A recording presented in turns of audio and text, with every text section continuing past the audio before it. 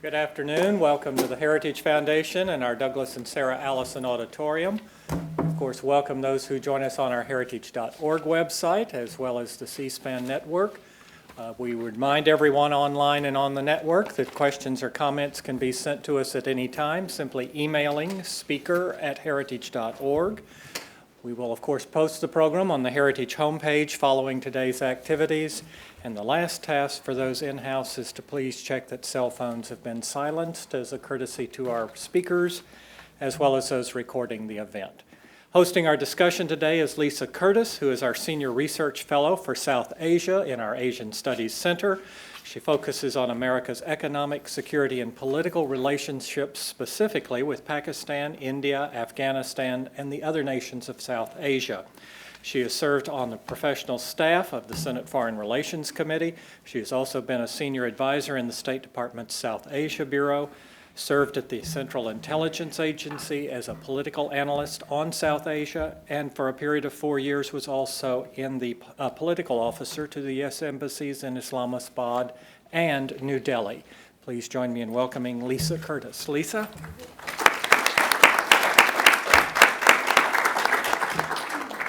Thank you, John, and thank you all for joining us today for our program, A View from the Frontlines of Islamist Insurgency, Perspectives on Terrorism in the Middle East and South Asia. 2 weeks ago today, terrorists massacred 38 tourists at a beach resort in Tunisia, attacked a factory in southern France, beheading the owner, and conducted a suicide attack at a Kuwaiti Shiite mosque, killing 25. While these events may have not been directly connected, they are indicative of the pervasiveness of the terrorist threat that we face today. The most immediate threat stems from the rise of the Islamic State in Iraq and Syria and the phenomena of foreign fighters in which Muslims from around the world are flocking to Syria to fight with the Islamic State. The State Department terrorism report that was released in April highlighted the fact that there were 16,000 foreign fighters from over 90 countries that had joined in the fight in Syria, exceeding the rate of foreign fighters that had gone to Afghanistan, Pakistan, Iraq, Yemen, and Somalia in the last 20 years. And although the U.S. has degraded core al-Qaeda leadership in Pakistan's tribal areas, we still face an al-Qaeda threat. It has evolved. We face more of a threat from al-Qaeda affiliates throughout the Middle East and North Africa. And here I would like to note a Heritage Foundation publication from 4 years ago titled A Counterterrorism Strategy for the Next Wave, which drew attention to this evolution of al-Qaeda. And this report came out at a time when the White House was trying to downplay the global terrorist threat and diverting resources from that fight. So in that report, we call on the administration to step up the fight, to be proactive, and develop a strategy that matched the evolving strategy of the terrorists. Now, one major question is, what does the rise of ISIS mean for the future of al-Qaeda? What is the impact on U.S. policy, given that these two groups share the same deadly anti-West ideology? For now, they are competing for ideological influence, recruits, and financial resources. But is it possible that they might merge in the future? Or will one subsume the other? So to answer these questions and discuss other important issues, we have a very distinguished panel of experts with us today. First, we have Dr. Sebastian Gorka. Dr. Gorka currently serves as the Major General Matthew C. Horner Distinguished Chair of Military Theory at the Marine Corps University. Previously, he was Associate Dean of Congressional Affairs and Relations to the Special Operations Community at the National Defense University. A graduate of the University of London and former fellow at Harvard's Kennedy School of Government, he's an associate fellow with SOCOM's Joint Special Operations University and an adjunct professor with Georgetown University. He is also a regular instructor with the Special Warfare Center and School in Fort Bragg, and for the FBI's Counterterrorism Division as well. He has testified before Congress, and he's also briefed on several occasions the CIA, ODNI, and NCTC. Then we have Ms. Sarah Carter. Sarah's an award-winning investigative reporter whose stories have ranged from national security and terrorism to groundbreaking immigration coverage. Formerly with the Los Angeles News Group, the Washington Times, and the Washington Examiner, she spent the past year working along the southwest border covering national security for the hit TV documentary For the Record. She is now a senior reporter with American Media Institute. Sarah spent more than 7 months in Afghanistan and Pakistan since 2008. She has won awards for her work on Afghan women and children addicted to opium in Afghanistan, and she's also embedded with U.S. troops on Afghanistan's border with Pakistan, as well as traveled to Pakistan's tribal areas with the Pakistan Army. She is the recipient of 2 National Headliner Awards, one for a story on a child born into the Mexican Mafia, and another for a multiple-part series called Beyond Borders that involves groundbreaking investigations on immigration and national security. Our third panelist, last but not least, Ms. Katherine Zimmerman. Katherine is a research fellow at the American Enterprise Institute, and she's the lead analyst on al-Qaeda for AEI's Critical Threats Project.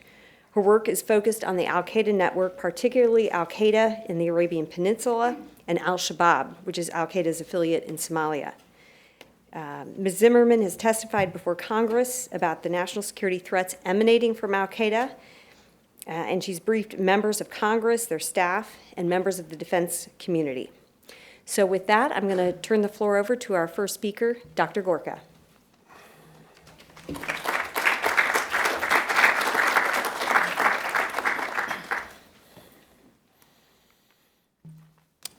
Good morning, ladies and gentlemen, or good afternoon. It's a real pleasure to be back here at Heritage, an institution that it's always a real pleasure to speak at. Today, for Truth in Lending, I'm not going to address the topic because I'm not coming back from the front lines. This was advertised as an assessment from the front lines. I'm going to tell you what the people who've been to the front lines have told me. I work very closely, as you heard, with our Green Berets, members of the intelligence community, and our Marines, and I'm going to report to you a very abbreviated summary, especially of the work that we've been doing for USASOC, U.S. Army Special Operations Command. Basically, I also have a company called the Threat Knowledge Group, and in the last 2 years, we've supported Commanding General Charles Cleveland, who's just retired as the commander of the Green Berets, and we've compiled 2 reports on the use of irregular warfare by groups like ISIS, but also nation-state actors such as Iran and Russia, and also a very in-depth study on the central gravity of ISIS. So I'm going to talk to you very briefly about those reports and also the doctrine, the strategy that ISIS is following on the ground today. So what is the current threat environment? The current threat environment is a very, very ugly one.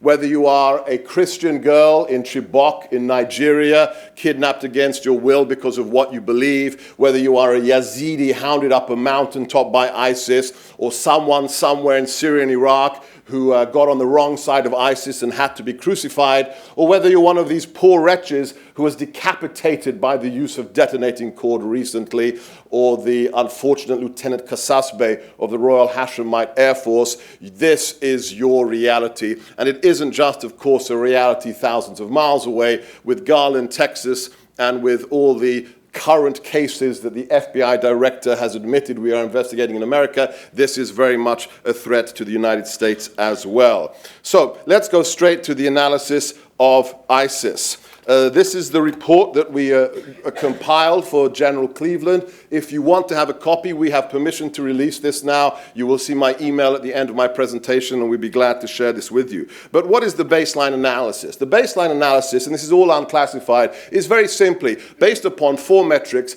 ISIS is much more dangerous than al-Qaeda. I am not Peter Bergen, and I'm going to tell you AQ is dead. Far from it. Far from it.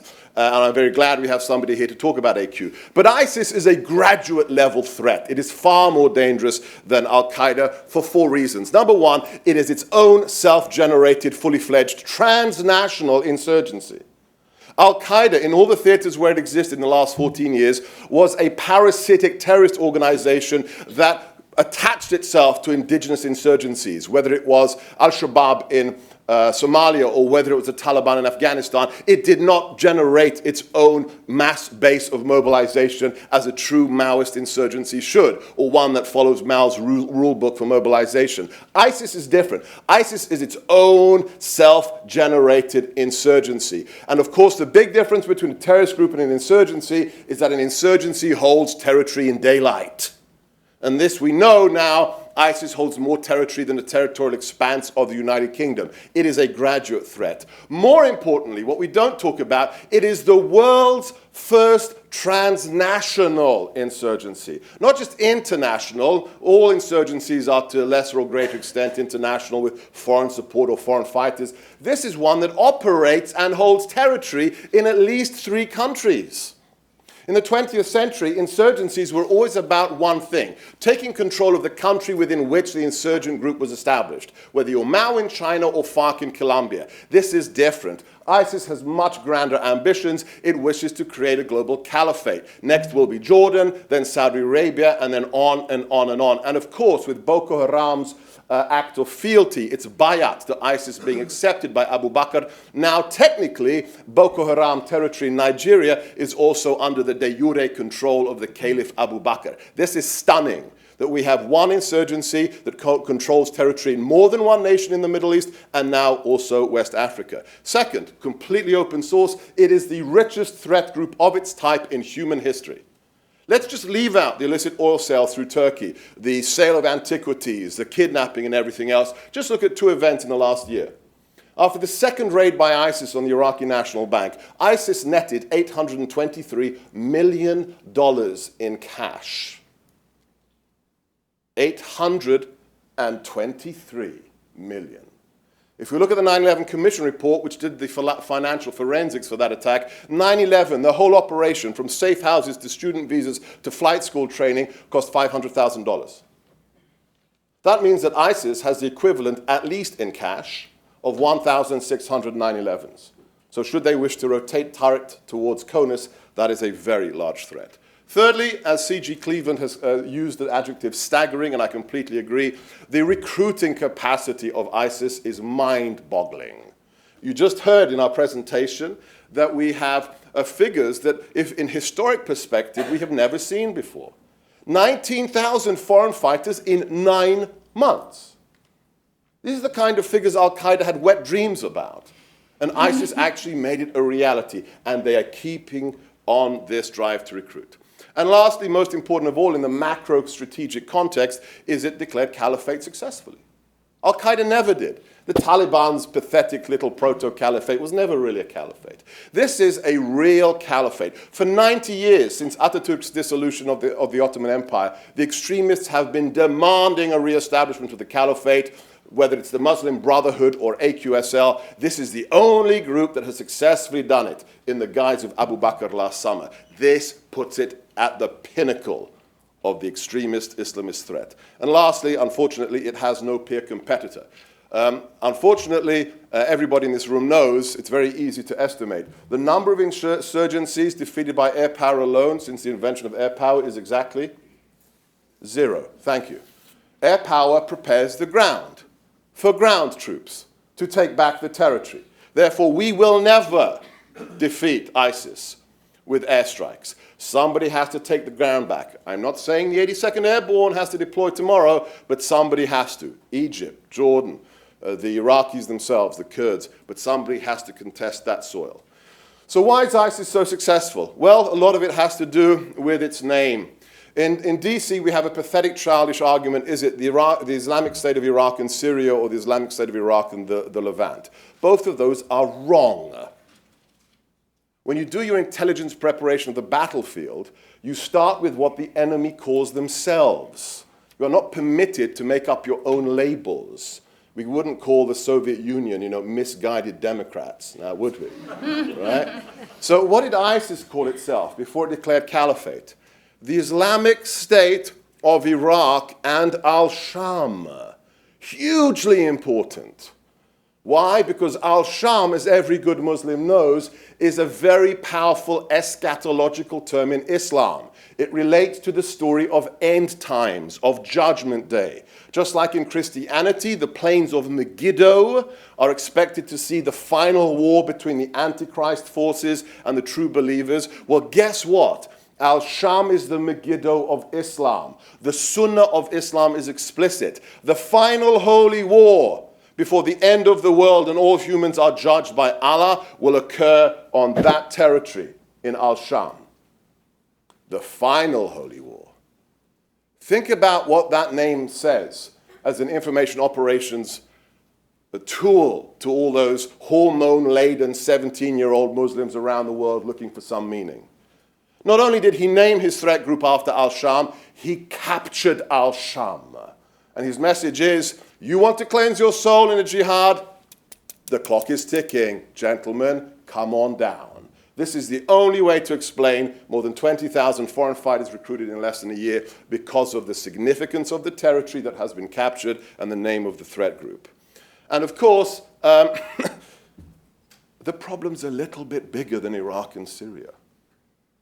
This is from the ISIS Twitter feed. This is the visual that was splashed all over the internet after the declaration last June of the caliphate. As you can see, their game plan is a little bit larger than Iraq and Syria. And it's not about just Assad or Maliki's corruption. It is a global caliphate.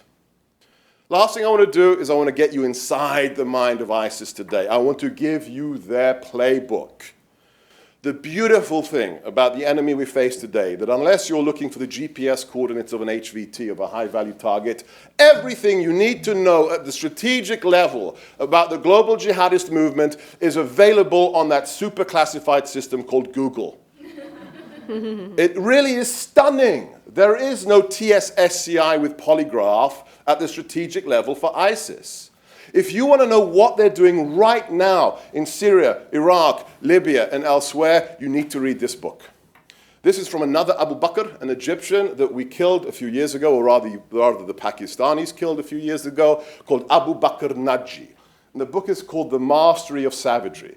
If you know your US military doctrine, this is the anti-Petraeus manual. This is the antidote to our FM 324, the counterinsurgency manual, and this is exactly what they are using today to run their operations. If you're interested in the book, send me an email and I will send you an unclassified English language translation. But to summarize it, the operations undergoing now in the Middle East and North Africa are in 3 phases. Abu Bakr Naji said that to beat the infidel, you must break your operations down into phase 1, vexation operations, classic attritional warfare, where you do dramatic, irregular warfare attacks, not the scale of 9/11, but dramatic attacks that prepare the ground for phase 2. Phase 2 is the spreading of savagery phase. This is where you coordinate your irregular warfare attacks with the goal of dislocating the local government from its capacity to govern. So you're challenging the Syrian government, the Iraqi government, next the Saudi or Jordanian government, from actually being able to govern its territory. And if it's true, if the reports I have received, that on the day Ramadi fell, there were in excess of 200 vehicle-borne IEDs detonated on that one day, that means that we are in phase 2. Coordinating 200 VBIDs means that they are following this textbook and they are on phase 2. And lastly, the most important phase is the administer savagery, the consolidate, and the expand. Here, we want to stabilize held areas, just like we did with our coin manual, but here, the purpose is to unite the population as a fighting force, to implement Sharia law, to provide services, and here is the real value added of Naji. What he's doing here in the final phase, and don't think of this as a phase that ends in a few months or years. This phase can last for a century. In this phase, what they are creating is a giant FOB, a giant forward operating base, which can be used as the platform from whence to deploy more phase 1 and phase 2 operations into neighboring territory. This is what I call the hybrid caliphate. The big difference with Naji is that prior jihadi strategists were very idealistic and purist. They said, use violence to achieve the goal of the caliphate. Naji says, yes, of course we want to achieve the caliphate, but you can't just click your fingers with violence and then create a caliphate. There has to be a transitional phase. And his transitional phase is this phase 3, where you act like a quasi-state. You don't reject the Westphalian model. You just co-opt it as a transitory phase towards caliphate. And this, unfortunately, ladies and gentlemen, this works, as we have seen. So, most important question, so what? What does this all mean? To conclude, number 1, ISIS is far more successful and deadly than al-Qaeda for very identifiable reasons. It's not magic. There's no voodoo involved. Number 1, it understands irregular warfare. It's read the right books. I don't have time to go into this, but UBL and AQ were Guevarists. They followed the Guevarist model of irregular warfare, which is wrong, which is rubbish, and which ended up with Guevara dead at the age of 39. This threat group has read their Mao. They understand that to win, you have to outgovern the government. Right now, they are advertising for less jihadists online and more engineers and nurses. That tells you they've read their Mao. And secondly, they have a very effective exploitation of a mobilizational ideology of global jihadism across the internet and the social media. And everybody in this room knows the facts, right? We are having our lunch eaten every day by ISIS on social media. We aren't even scratching the surface of what they are doing in terms of information warfare. Second, the caliphate will continue to grow unless it is challenged on the ground and in the ideological domain. To deny the relevance of ideology, as this administration does, to say that it's all about economics and jobs for jihadis, well, it's like a bad SNL skit. I'm very glad the president made some noises in this direction this week, but I want to see some proof that we are prepared to talk truly about the ideology that is being used to mobilize. Lastly, the enemy threat doctrine of ISIS and the global jihadist movement must be better integrated. I put it in better because I don't think it's integrated at all. Must be integrated into the strategic response, or we will be condemned to whack-a-mole. If we don't start addressing the counter-ideological element of this war, your children, my grandchildren, will be killing jihadis 100 years from now. If you want to go deeper, I wrote an article on the center of gravity of the jihadist movement for the Greenberry magazine Special Warfare. It's on that Scrib link, or you can just shoot me an email. And if you want the real graduate level analysis, an organization my wife was affiliated with, the Westminster Institute, published this book recently called Fighting the Ideological War. This is the book that Hirsi Ali said is the only book President Obama needs to read to defeat ISIS, in the New York Times. We took the very best strategists from the Cold War that worked for the Reagan administration in undermining the Soviet Union, and we put them in a room with the very best experts on jihad and asked for a new game plan. This is the book that came out of it. If you'd like more information, if you'd like any of the reports we've done for Fort Bragg, please contact me on my Gmail. It's the best, seb.gorka@gmail.com. My Twitter handle is just my name. Everything I do that's for public consumption is on my website, thegorkabriefing.com, or my lectures, my videos, and my articles. Our commercial site that supports the government and the USIC is threatknowledge.org. And lastly, my wife has a not-for-profit that maps the growth of the jihadi ideology, which is councilonglobalsecurity.org. Those may be of use. I'd like to say thank you to Heritage, to Jim Carafano. It's been a real pleasure. Thank you.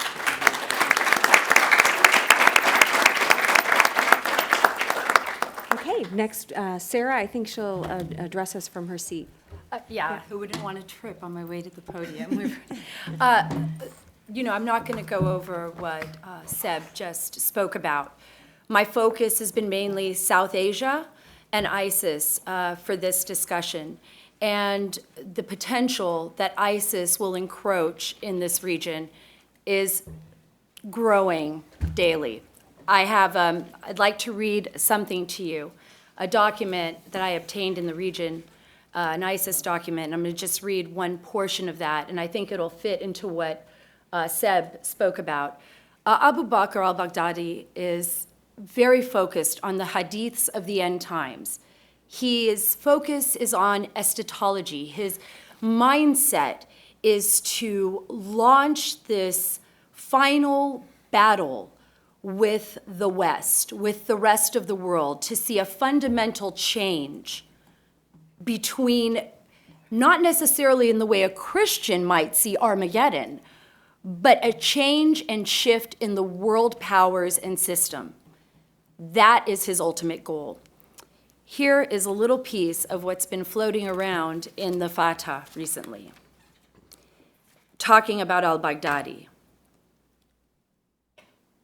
His blessed brilliance shines through his practical life. He is filled with the honor of God, and his informed approach to matters of faith is unparalleled. Before the U.S. attacked Iraq, he had acted as a sermonizer and a scholar in various mosques. He was also highly regarded in academic circles. The purpose of life was to purify oneself, for which it was essential to follow the fundamentals of prayer, establish the caliphate, and wage jihad and warfare until all faith is oriented to Allah. This is the important part. Although he was primarily focused on inciting slaughter. This ISIS document is so significant because it gives us a look into the mind of Baghdadi and what his intentions are. And you would say, well, South Asia, what is he trying to do there? He's looking for more recruits. He's looking to gain and spread the caliphate wide enough that it spreads us so thin that we'll be incapable of tackling on all these fronts. It's a brilliant strategy. He built up his financial base, he got his recruits, and if you believe what they're saying, 16,000, I think that's even minimal. I think it was 20,000 plus foreign fighters that have gone into Syria. And in Ramadan alone, according to some of my sources last year, more than 6,000. And from the documents that I've seen from the United States, from Chechnya, from Europe, across North Africa, in the month of Ramadan alone, 6,000 fighters. In Afghanistan, the situation is obviously very tenuous. You have fractured Taliban groups. You have certainly the United States and Pakistan in a geopolitical situation that is seemingly never ending. But you also have pockets inside the region that ISIS is now encroaching on. And this isn't just hypothetical. This is a fact. It may not be widespread yet, but they do have a plan. And if I can just go back really quickly and just read one more thing that I think is important. You know, when he talks about, you talked about the, Seb, the name and how important that is. For him, Islamic State Caliphate, you know, the Islamic State Caliphate was the transformation, on June 29th last year, when Abu Bakr al-Baghdadi walked on those steps, and I've been talking to specialists, about, his mannerisms and how he moved and what he did. He was very methodical. He knew what he was doing. He knew what he was doing as far as reaching the Muslim populace, those disenfranchised Sunnis who feel that there's no place for them to turn to, that the world is kind of somehow working against them. And he uses that to his benefit and to the benefit of his movement. And like Seb said, and I'm sure like you'll be talking about, the war, and this is coming from a reporter who's been on the ground in the war zone quite a bit, and who spent some time in Pakistan and had been able to experience the Fatah region. It's not something that you can win with drone strikes alone. The commanders on the ground, even when you talk to old Mujahideen fighters, and I've had that opportunity to speak with them, would say, you're not going to win this with a drone strike. You're not going to win this battle by trying to build a state at the same time you're fighting a war. This is a never-ending battle that's going to evolve. And a lot of people didn't listen to them. We thought, we're going to wrap up the war, we're going to leave Afghanistan, we're going to tie a bow on Iraq, we're going to walk away. This is about an ideology. And unless we understand this ideology and this leader and those leaders underneath him, we will never be able to defeat him, because you can't defeat an ideology unless you're able to exploit it, right? You have to understand where he's coming from in order to teach something different, to deliver a different message. Now, for me, looking at back to Afghanistan and looking at the region in itself, one of the things that I know is coming out from the sources that I'm speaking to in Pakistan is the fear that ISIS may conduct operations in the region, whether that be in India, whether that be in Afghanistan.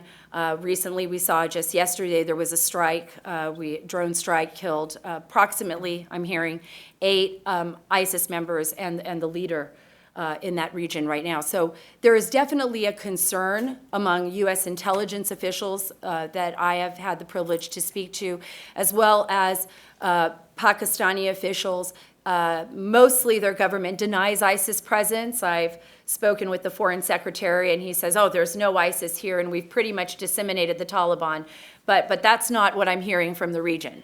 That's not what I'm hearing from the people. We've seen ISIS encroach in India as well. And the Indian officials have been monitoring that very carefully, trying to garner recruitment and establish some kind of presence there. So I think for lawmakers, as well as those in the academic field, the focus is right now on Iraq and Syria, and North Africa, but we shouldn't forget that South Asia is going to play an enormous role. And it also plays an enormous role in the eschatology because it looks at the Islamic faith, the belief. If you look at the hadiths, and those are the writings of Muhammad. If you look at those of Muhammad's life and all of those hadiths, the ones that he focuses on the most are the ones of the end times. That is his main focus.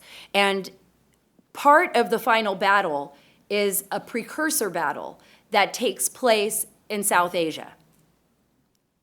So we're not going to get the final battle until the precursor battle in South Asia actually happens. However that happens, it's definitely in Baghdadi's plans. And it's something that I think shouldn't be ignored and an area of focus that we need to pay a lot of attention to. And just to wrap it up really quickly, a lot of people think that the Taliban may never merge with ISIS, that they're just they're too centric to their own area. I could tell you that based on the investigations that I've been conducting and the research that I've been doing, ISIS is working day and night to move recruits into their fold. And there is this conception that ISIS and al-Qaeda, which is true now, are continuously butting heads. Well, what I found to be very interesting through my research was that Baghdadi has been preaching among his group, look, al-Qaeda and Islamic State, we had different ways of achieving things, but that doesn't make us enemies. That's just Allah's will. That's how he willed it. So now is the time to look at what we've accomplished and join us. And the message is reaching people in the Fatah. It's reaching, and we can see that people have been joining them, the small factions breaking off and joining with them. This message is holding true to them. So I really, truly believe that definitely needs to be a lot more focus in the South Asia area when it comes to ISIS.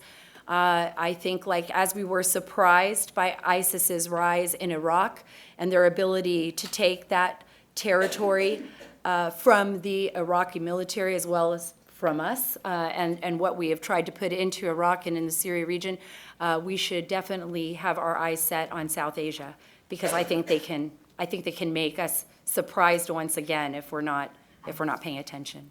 Thank you. Thank you.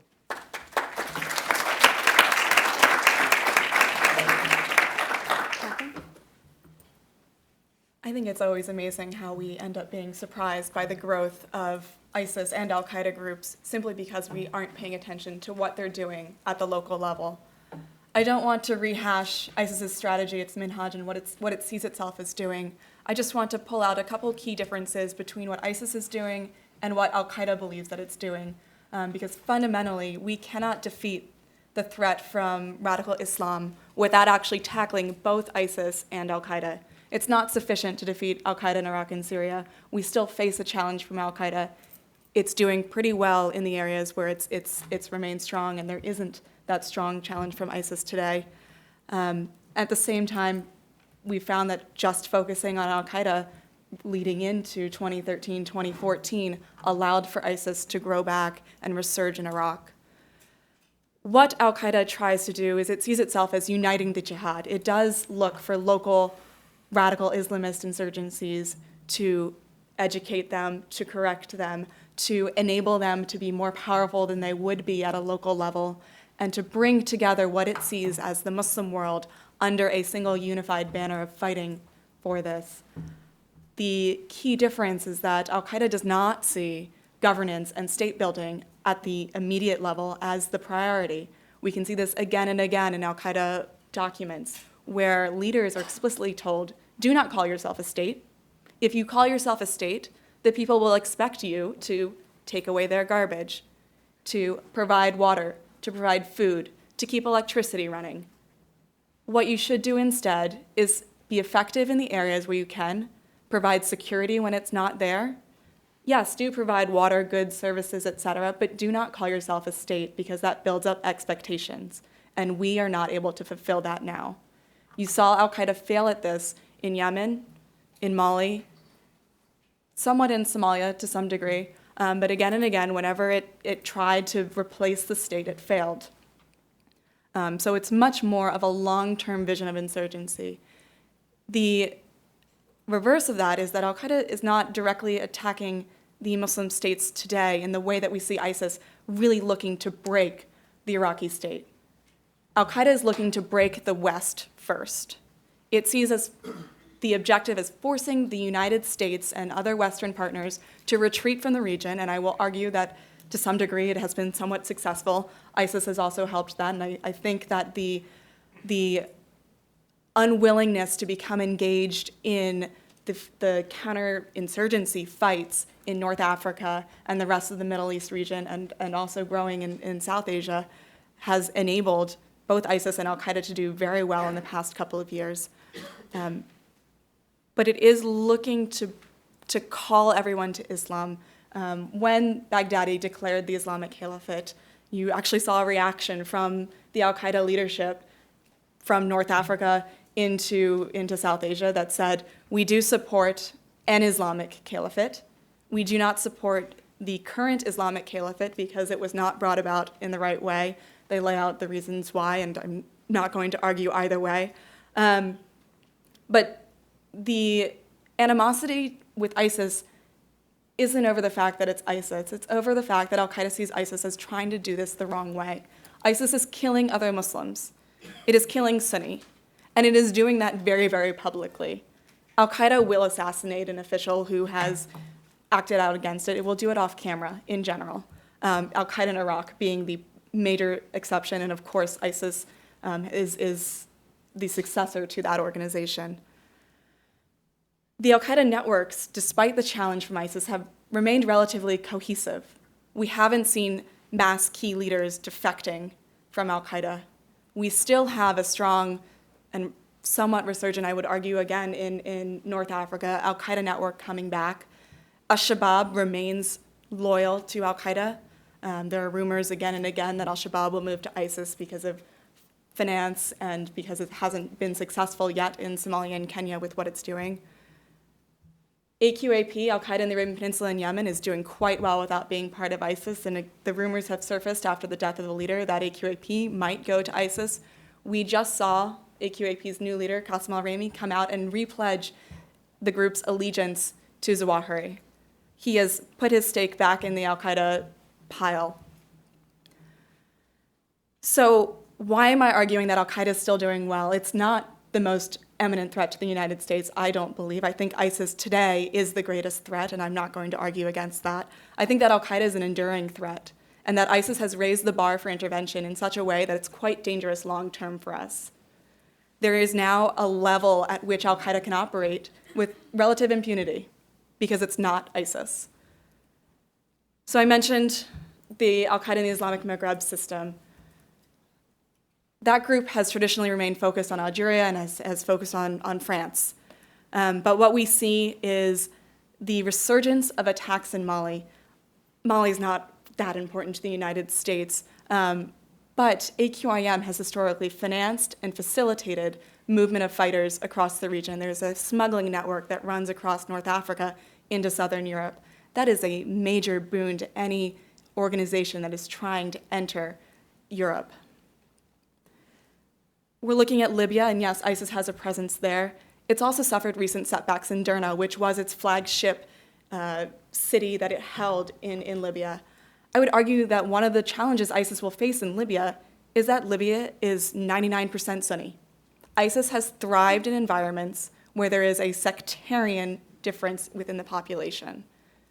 Most Sunni, I will characterize here, do not like living under ISIS rule, and they would find a softer hand, and al-Qaeda does have a slightly softer hand in this because it's not looking to build that state and implement Sharia immediately, a little bit more acceptable. Let's look at East Africa. Al-Shabaab has been said to be on the run, on the defeat. It's lost control of the state that it once held. In 2009, Al-Shabaab controlled south-central Somalia. It was the de facto state. That is not existent anymore, and it has been a success, I will say, in that sense. But Al-Shabaab is not defeated. It's adapted, it's evolved, and it is still exploiting the challenges in Somalia and also ones in Kenya, and growing in that sense as an insurgency, and will be able to exist as a threat to the United States. Al-Shabaab, over the July 4th weekend, literally took back a series of military bases from the African Union peacekeeping troops right south of Mogadishu.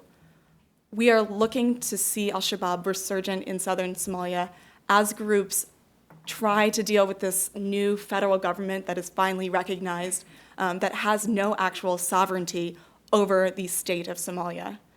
Al-Shabaab is exacerbating tensions in Kenya between Somalis and Kenyans, and it will continue to be able to exploit that seam.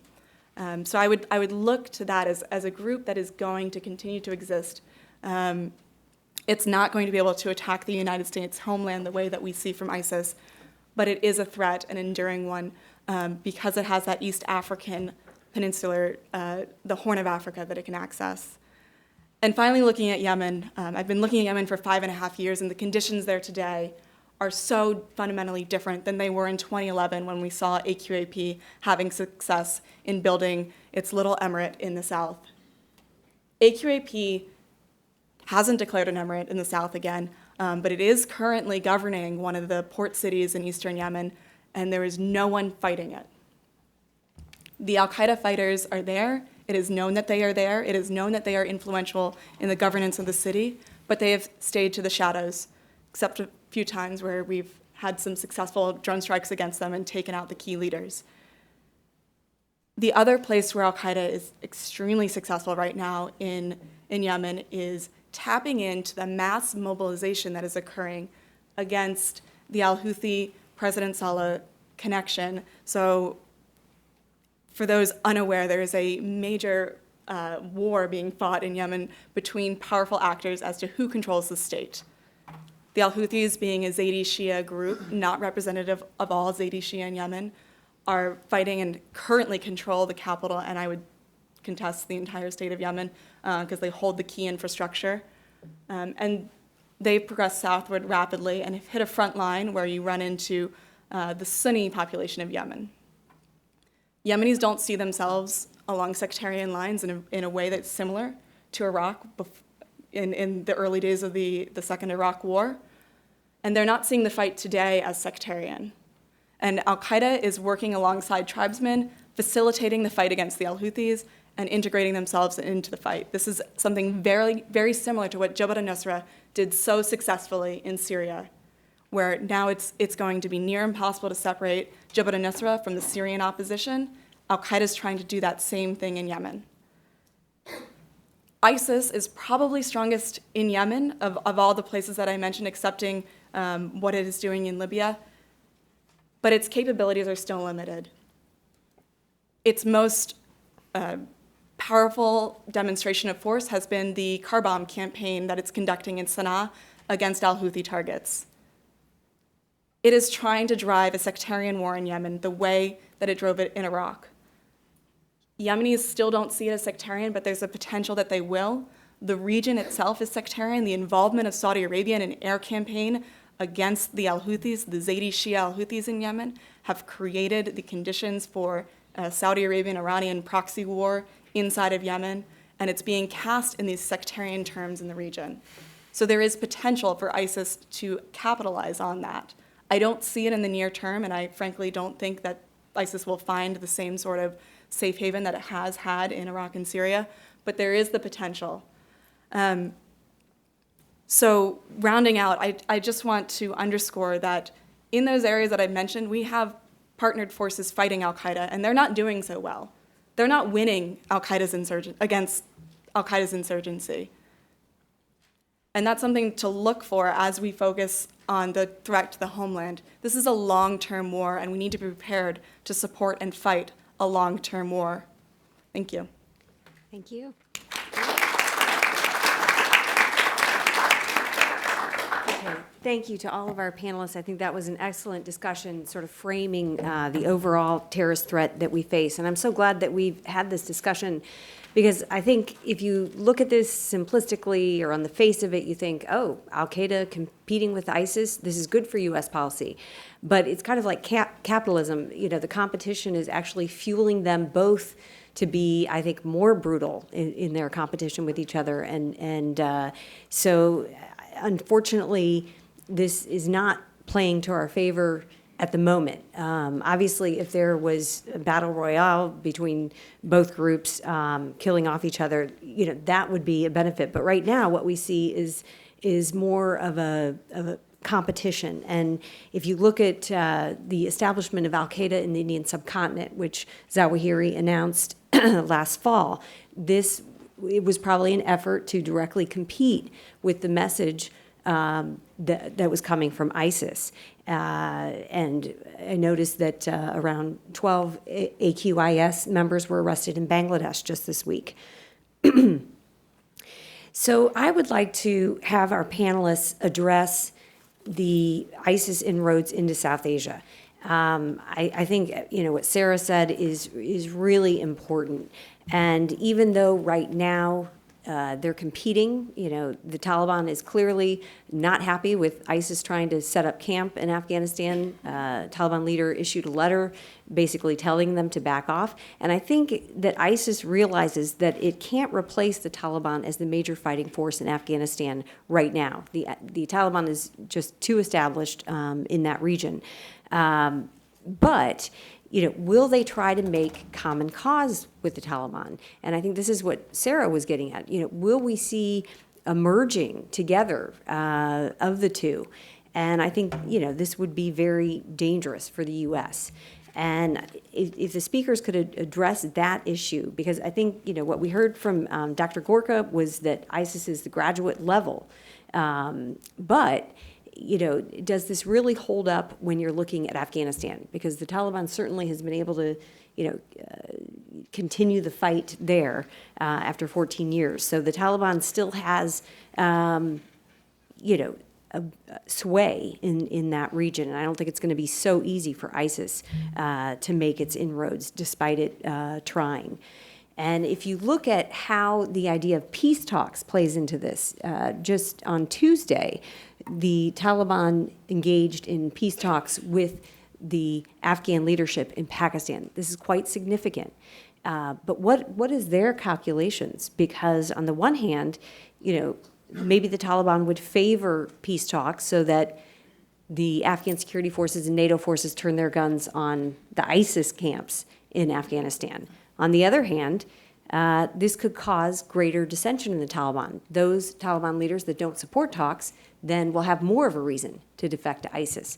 So we're really in a state of flux, I would say, right now in Afghanistan with regard to ISIS and the Taliban. But I would like to hear the panelists' comments, what they think, how they see this moving in the future. Well, the ladies have the real expertise on the ground on these issues, but let me share with you maybe a macro perspective. It's an analogy my wife hates, but my viewers on Fox love it, so I'm going to use it anyway. Think of soft drinks for a second. And for 14 years, al-Qaeda was that red can with the white logo, right? It was Coca-Cola. It dominated the jihadi brand. And then 2 years ago, this little upstart breaks out, and it's a kind of Tab Cola, okay? Now, most of you are too young to even know what Tab Cola is, but it's a very junior Coke, okay? And in the space of less than 2 years, it is ISIS that has become Coca-Cola. That's what we're talking about. Don't focus on individual groups. Focus upon who has successfully become the ideological brand leader. Because today, it is the Islamic State that dominates the narrative. I hate the word, but let's use it. It dominates the international narrative. And today, al-Qaeda is really relegated to being the RC Coke of Coca-Cola. Yeah. And so what they have right now is a prestige question. Can they swallow the bitter pill of seeing their upstart poor cousin now being the brand leader? And am I going to say, I'm going to stay outside, I'm going to try to claw my way back, I don't have the social media capabilities, but I'm going to do it anyway because I was here first? Or are they going to say, is Zawahiri going to just say one day, okay guys, it's, if you can't beat them, join them. That's only a decision Zawahiri can make. On the ground, there will be competition, but right now, the brand leader with that shiny red can is ISIS.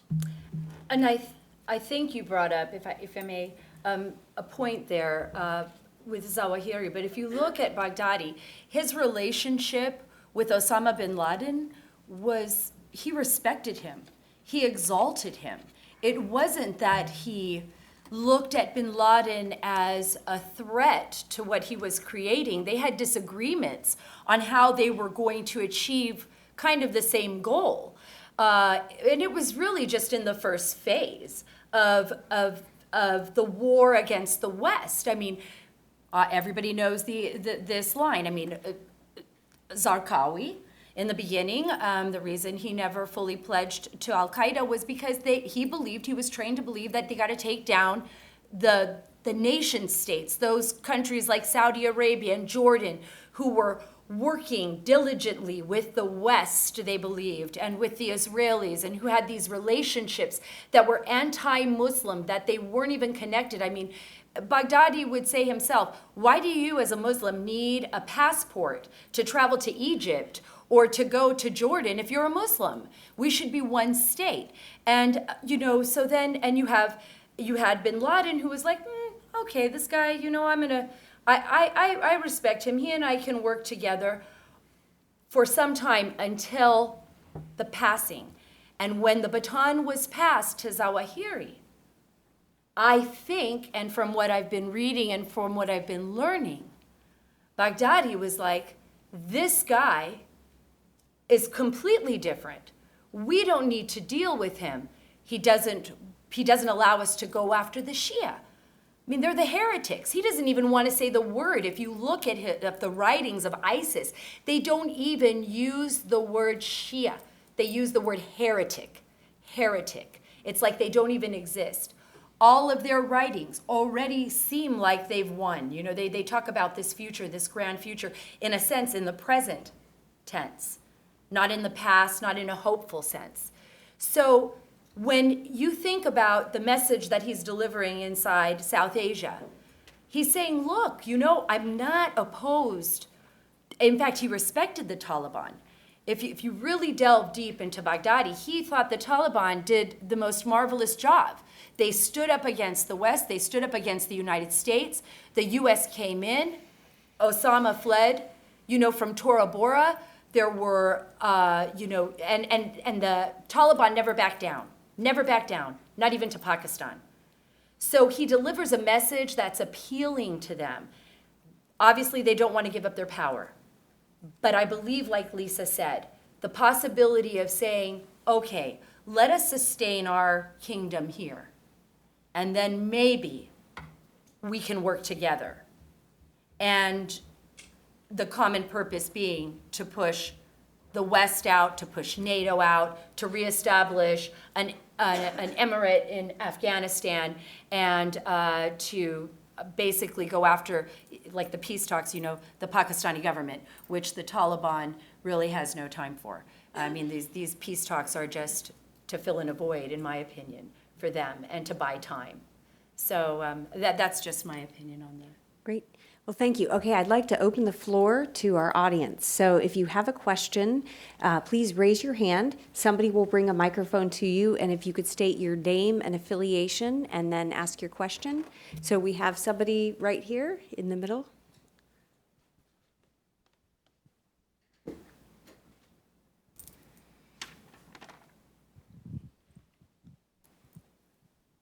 Hi, my name is Daniela Zara, and I'm with In Defense of Christians. And my question is for you, Dr. Gorka. You mentioned that the airstrikes are really doing nothing to end ISIS's caliphate or what they're trying to do. So, in your opinion, how should the United States look to address the Kurds who are actually the most effective in fighting ISIS? Great, thank you. I'm impressed with the Kurds. They're not quite as impressive as they like to think they are, but they're impressive. But they're not going to defeat ISIS. You hear a lot of, how shall I say this politely? There's a lot of clamoring on the Hill to make the Kurds, the silver bullet. And I've even heard people tell me that it's 100% sure that Kurds will wipe out ISIS in non-Kurdish territory. That is a fantasy. That is an utter pipe dream. The Kurds will fight to the death on Kurdish territory, or territory they think should be Kurdish. So they're part of the solution, but they're not the solution.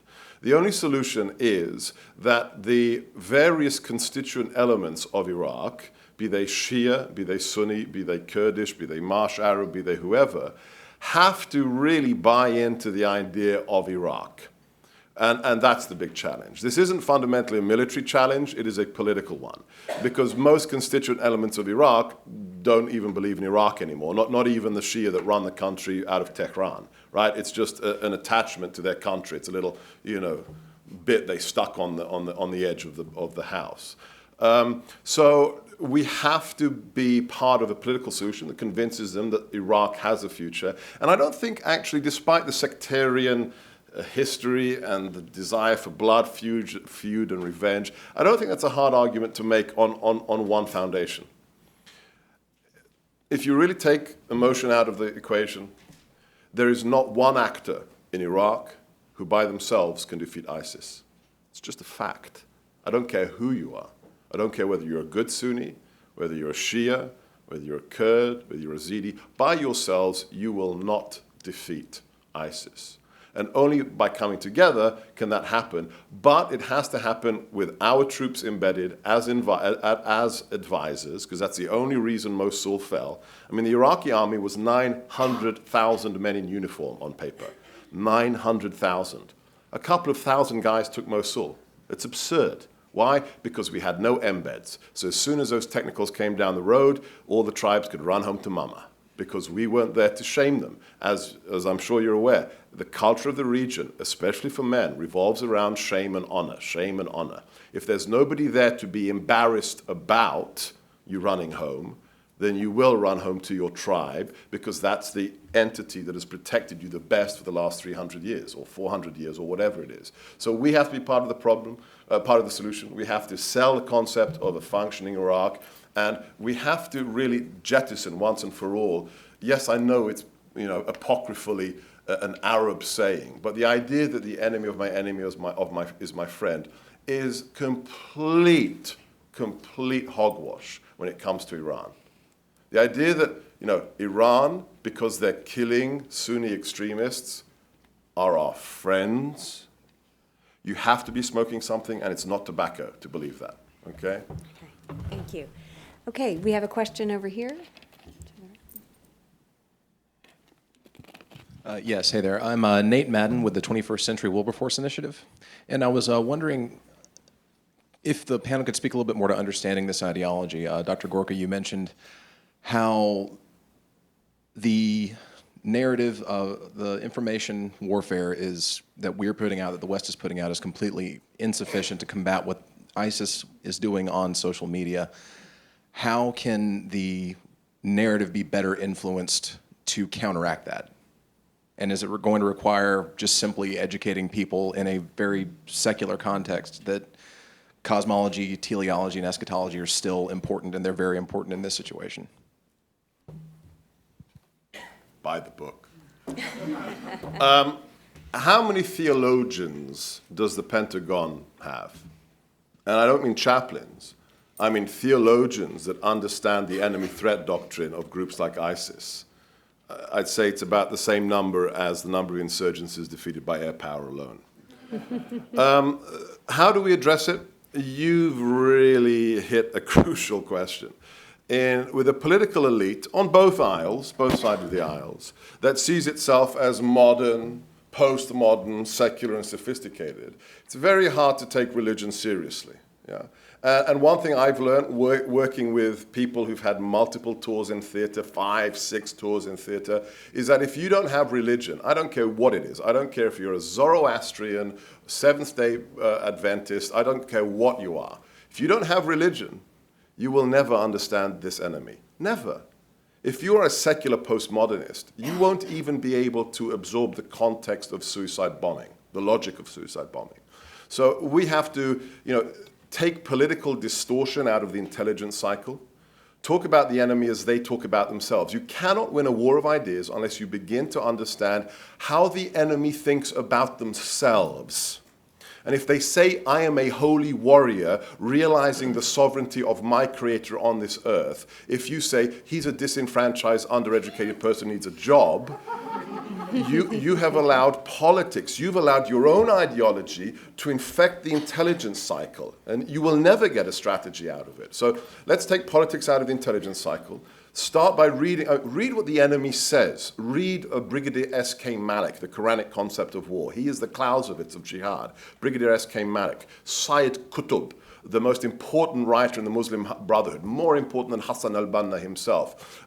Read Abdullah Azam, the real creator of al-Qaeda, bin Laden's spiritual guide and mentor, the man who issued a fatwa in 1979 that stated, jihad is an obligation of all believers, all Muslims, because we no longer have a caliph, we no longer have a caliphate, therefore you must self-deploy and you must become a holy warrior. If we don't read these things, we will not win this war.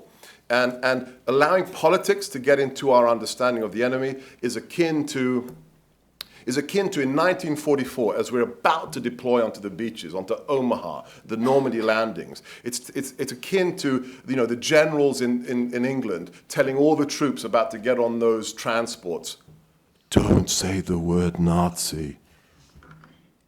You'd be fired. You must understand what mobilizes the enemy. So let's take politics out of it. Let's talk about religion. And we don't have to go declare war against Islam. On the contrary, we have to be honest, as somebody mentioned here. Who are the majority of the victims of ISIS? It's not Christians and Jews. It's not Yazidis. In many actual theaters, it's Sunnis, right? I mean, Lieutenant Qassas Bey, what religion was he? He was a Sunni, immolated, burnt to death. So let's talk honestly about, the biggest, I'll close on this thing. The most amazing chapter in this book is by my old editor from Jane's, Stephen Ulf, U-L-P-H. He is a walking genius on jihadi ideology. It's a tough chapter to read, very dense, but he identifies immediately what is the key vulnerability of everybody we face today. It doesn't matter whether it's al-Nusra, whether it's Hezbollah, Hamas, ISIS, AQAP, doesn't matter. The key vulnerability of all of these actors is their claim to authenticity. Their statement that they are the best Muslims and they are fighting to protect Islam. Because if you're the best Muslim, you don't immolate Jordanian fighter pilots. On what basis are you the best Muslim? We have to destroy that narrative. I mean, the local Sunnis have to destroy it with our assistance, but we have to start. And I think the 15th year of the war might be a good time to start. Thank you. Right down here in the front.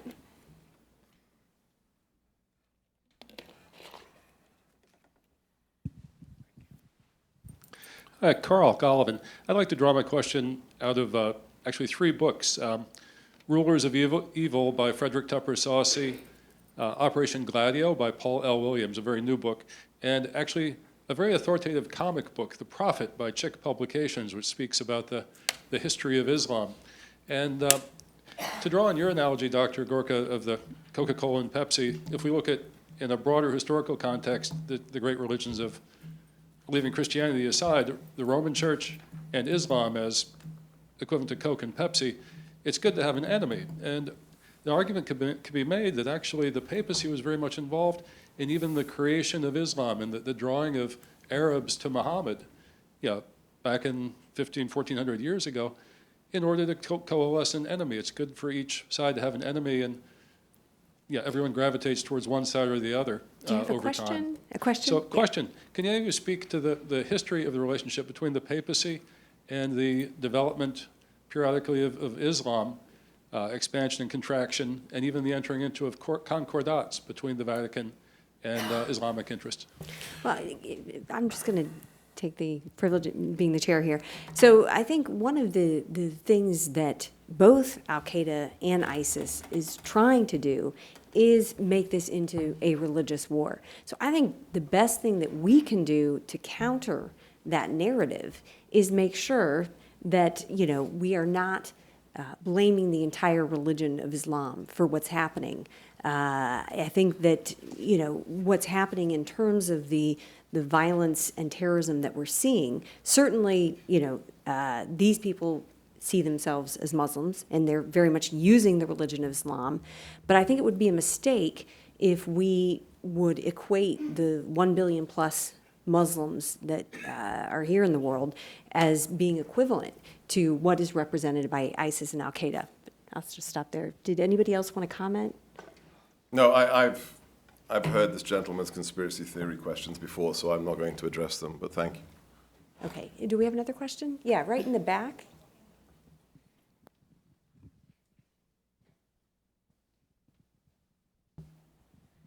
I just want to take a moment to thank our great panel speakers and obviously our moderator.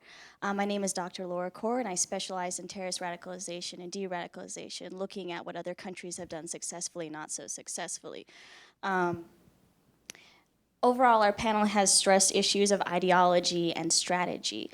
If you could serve as an advisor, what are 3 key points that you would suggest for U.S. strategic responses when it comes to U.S. ideology and threats? Because when we look at other countries as researchers, we see that they have definitely addressed issues of extremism, countering violent extremism, for example, terrorist radicalization and de-radicalization, where countries have used counterterrorism and counterinsurgency methods successfully.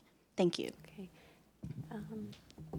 Catherine, do you have anything to say in terms of maybe what's happening in Africa? Are the African governments really engaged? Is the U.S. supporting de-radicalization efforts in these countries?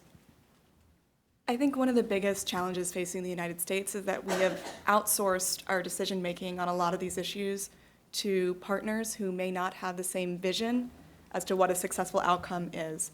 And here I am thinking about the case in Somalia, where we rely heavily on Ethiopia and Kenya, who actually disagree on what the future state of Somalia should look like. Saudi Arabia, whose actions in Yemen could be arguably said to actually be inflaming the conflict there. And Algeria, who is very much self-interested in protecting its borders and only its borders and the terrorist threat that resides inside of its borders to fight al-Qaeda in the Islamic Maghreb. So that is, I think, the first challenge, is actually taking ownership of the problems that these countries face and helping them to understand that their actions are driving some of the issues. The second is recognizing that the al-Qaeda threat, the ISIS threat, they are insurgencies. We hear them described as terrorist groups in the news. Terrorism is simply a tactic that these groups use. They tap into long-standing grievances within the country that generally come from the central state itself. So the American partnership directly with the central state, which is sometimes driving the grievances, is not exactly always the most beneficial one. It is hard to work around. I understand this. We cannot be simply going around a governing state within a sovereign territory. But it is something we need to be very cognizant of as we pursue our partners and as we pursue that counterterrorism or counterinsurgency relationship. And third, I think we need to recognize that our actions inside and outside of different theaters play very concretely to these individuals. How did the Sunni feel as we're negotiating an Iranian nuclear deal, as we move to protect the Yazidi and not the Sunni in Iraq and Syria? We have set ourselves up to say that we are trying to fight ISIS on behalf of the Muslim world, and yet we are only coming to the rescue of certain individuals, and that is not playing well in a fight that is in essence sectarian in the Middle East, and we are seen as fighting only the Sunni and not protecting those moderate Sunni that would otherwise look to the United States and have looked to the United States for support. So I think that's the three major changes that I would like to see come out of the discussions that we've seen going on for the past couple of months. I think Katherine has such a great point there. When you think about how do we face the issue of de-radicalization or this ideology that seemed to turn into Coca-Cola in 2 years, right before our very eyes. And nobody's focused on what is happening on the ground. Nobody's been able to exploit what Baghdadi is doing because, in all honesty, we ignored it.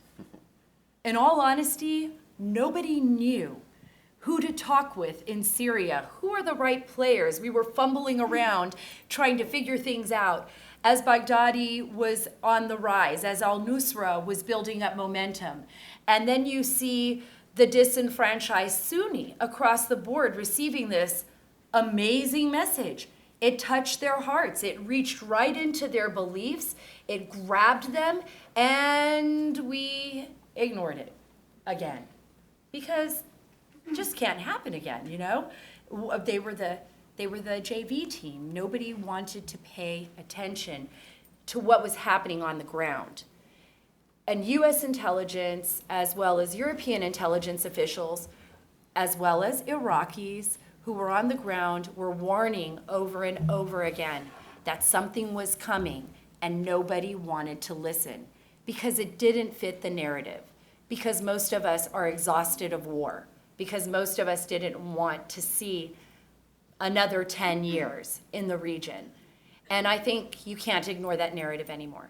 I think the reality is that we are in a, just from my own experience on the ground and from what I'm seeing, we're now going to be stuck in a long, drawn-out battle. And it's not just one that is going to be a military battle, but it's an ideological war that is going to require us reaching out to not just specific players and not just hoping we can find a quick solution to wrap this up, but reaching out to everyone, including the Sunnis population, so that people like Baghdadi and leaders that will follow him, if he gets droned, there will be someone else that will rise, won't have the kind of power to do what he's already done again. And, go ahead. So my three, I'm a child of the Cold War. So that's my socialization, and I miss it immensely. And I think we can learn a lot from the Cold War. The first thing we have to do is we have to really aggressively support all those very brave Sunni reformers that we are not helping at all.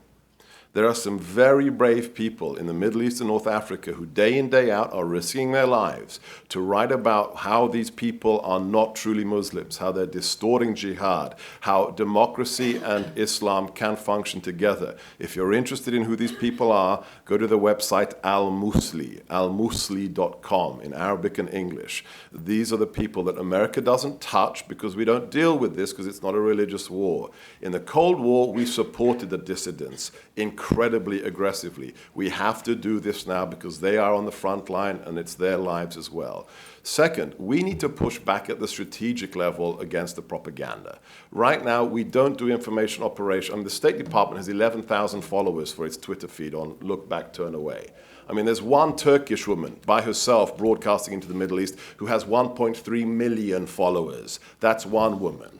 right? So we have to be strategic about our response. And I recommend an incredible model from the end of the Cold War called the Active Measures Working Group, an interagency tiny organization with congressional staff as members of the IC, the Active Measures Working Group, that targeted Soviet propaganda and blew it out of the water. National Defense University has a very good online study. Ignore the historic stuff, the theoretical stuff, and go straight to the story of what the Active Measures Working Group did. We need one of those run out of the White House today.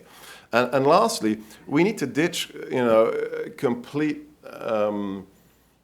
irrelevant concepts such as counter-radicalization. I mean, counter-radicalization is a Band-Aid on a sucking chest wound. Yeah? Counter-radicalization is the equivalent to denazification. When can you do denazification? When you've won, right? That's when we did denazification. That's when we controlled German territory. That's when we denazify. Counter-radicalization is a small, little tactical activity that doesn't address the ideological strategic force of the enemy you're facing. So what do we need? We need to support people like King Abdullah II. We need to support President Sisi. President Sisi is the #1 target for ISIS, for al-Qaeda. This is a man who on January the 1st, I mean, how many people in this room know that on January the 1st, this man walked into the Vatican of Sunni Islam. So Sunni Islam does not have a pope, but it has a Vatican called the Al-Azhar. He walked into the Al-Azhar with all the most important theologians of Islam in there, Sunni Islam, and he said, gentlemen, you have got to help me execute a religious revolution to take down the jihadis because they're stealing our religion. We've been waiting 14 years for an Arab leader to say that. What happened here in DC when he said that? Crickets. Nothing on CNN, nothing on the New York Times. That is the only way we're going to win, by supporting local reformers at the grassroots level and at the national level, and not treat them like pariahs because they used to wear a uniform. Well, that's great. Thank you. And I hope, what Sarah has said about Iraq and how we weren't paying attention while ISIS was rising, I can only hope that it's a lesson for Afghanistan, and that the White House will get away from this idea that we have to put timelines, political timelines on withdrawal, and drop the timelines, keep residual forces in Afghanistan as long as we need to. So hopefully there has been something learned by the fact that we pulled all U.S. forces out of Iraq, perhaps a little bit more quickly than we should have. I'm not saying we need to be fighting everywhere on all fronts, but we certainly can afford to keep U.S. forces embedded in countries where the threat is greatest and where the partners need our advice, training, equipment, and those issues.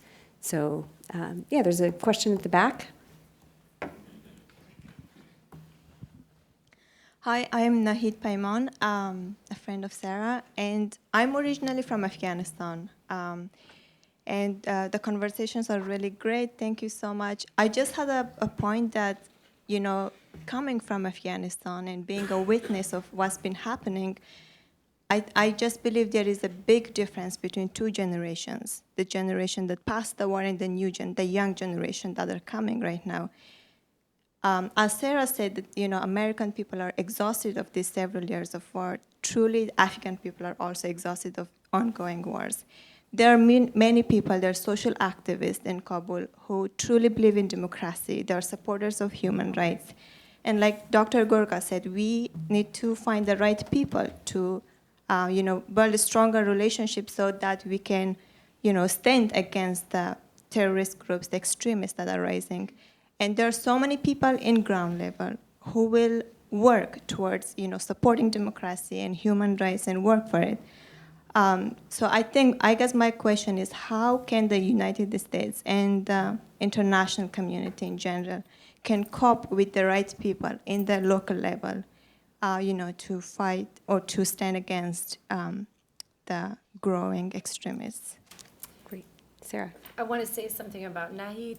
I'm so happy you're here. She is an example of a strong Afghan woman, which we never see in the United States so much. We always see the stories of Afghan women who've been, maimed or harmed or forced into their calots to never see the outside world.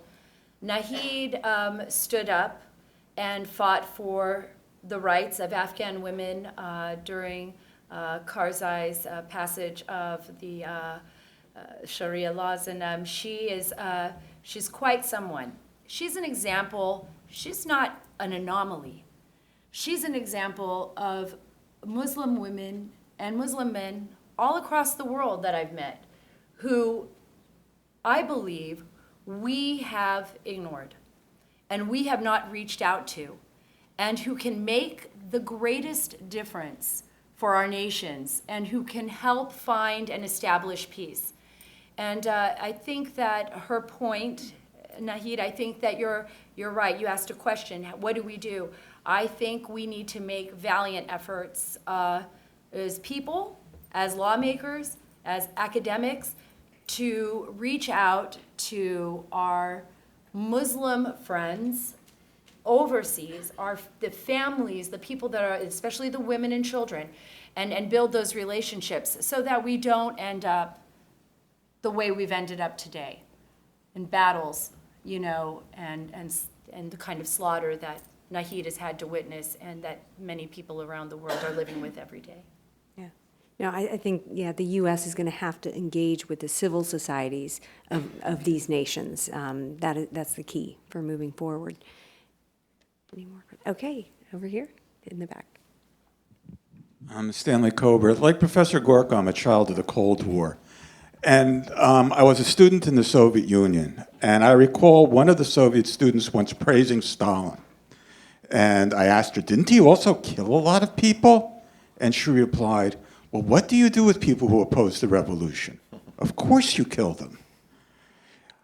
I objected. I was here with some British students. She had not been exposed to that alternative idea. She thought everybody did this. I can understand the ideological struggle like this, presenting an alternative idea if people have not been exposed to the other idea. But with regard to the Islamic State, even Zawahiri denounced the Islamic State. And yet people are joining. They've been exposed to the other idea.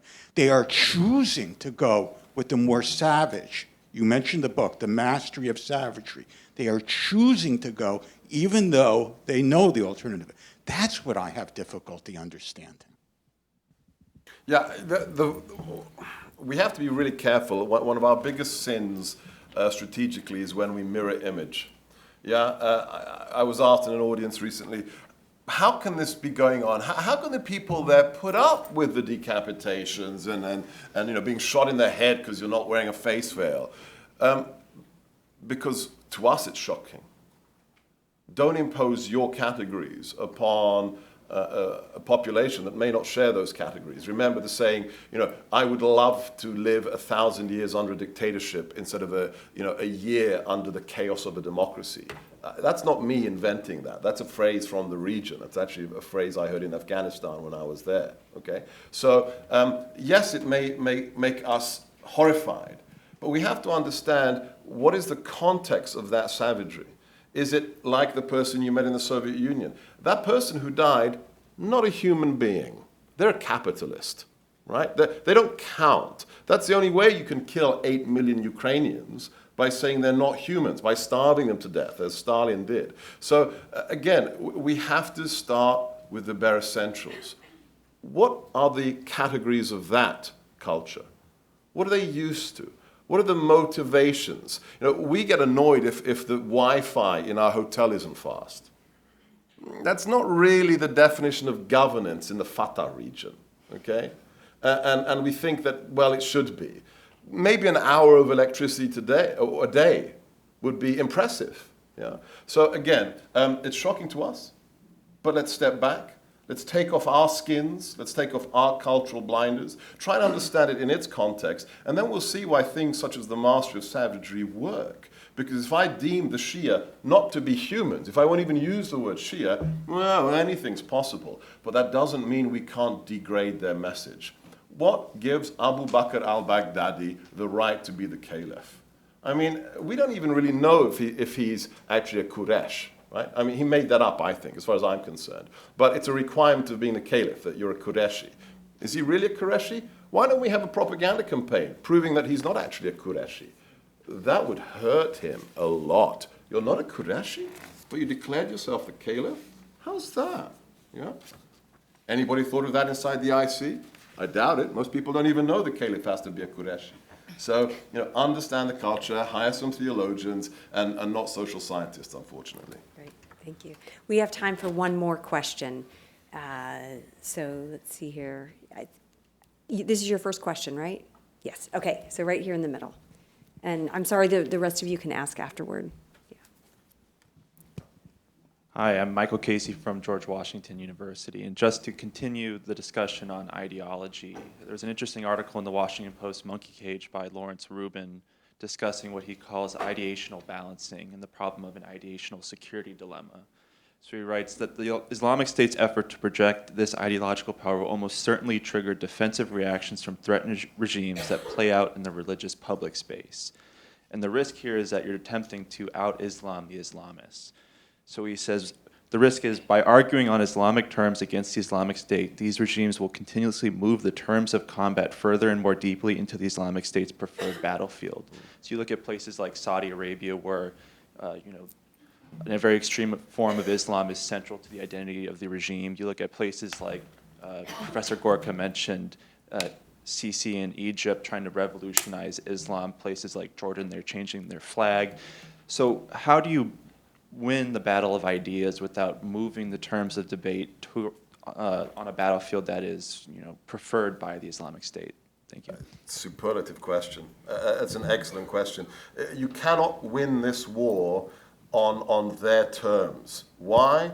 Because the jihadi ideology, the ideology of global jihadism is a literalist one, yes? It is tied to the text, it's a textual literalist one, and it is strengthened by the Islamic principle of abrogation. Now, I don't have time to go into this, but the violent passages of the Quran come from the later periods that were revealed to Muhammad. And according to the ulama of the 10th century, if there's a contradiction in the Quran, it cannot be a contradiction. The latter passages must abrogate the earlier ones. They're just an apparent contradiction, which plays into the jihadi hands, because what do we know about Muhammad's life?